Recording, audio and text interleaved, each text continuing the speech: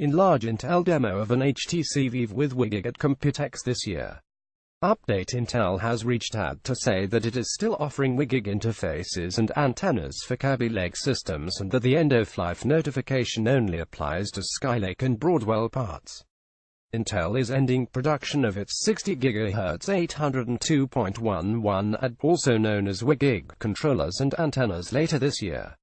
AnandTech writes that the company has sent end-of-life notifications for the high-speed wireless parts, and it will stop making and selling them in just a few months.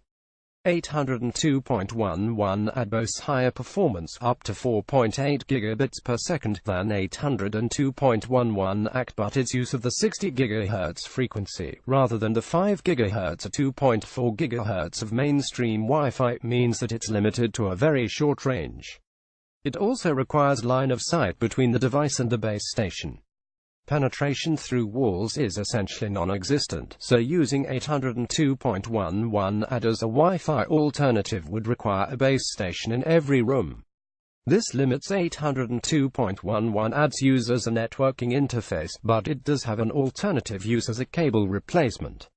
A handful of 802.11 AD docking stations have come to market, enabling a laptop to connect to a monitor and other peripherals without using wires. In this application, the short-range and linear sight requirement is a lesser issue. Both laptop and dock will probably be adjacent on a desk, but at HASNT had much mass-market impact.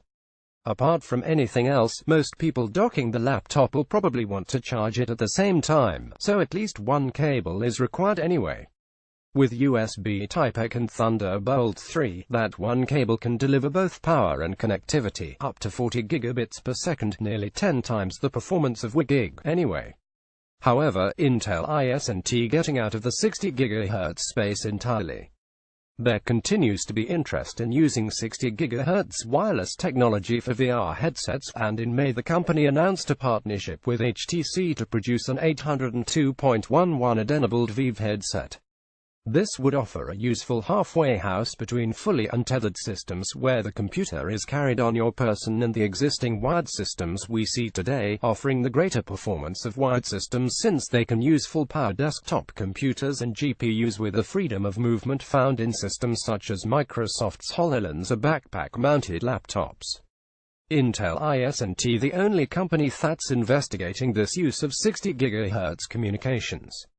A 60 GHz wireless adapter for the HTC Vive is available from TPcast, and the device adds a lot of freedom at the expense of weight and price.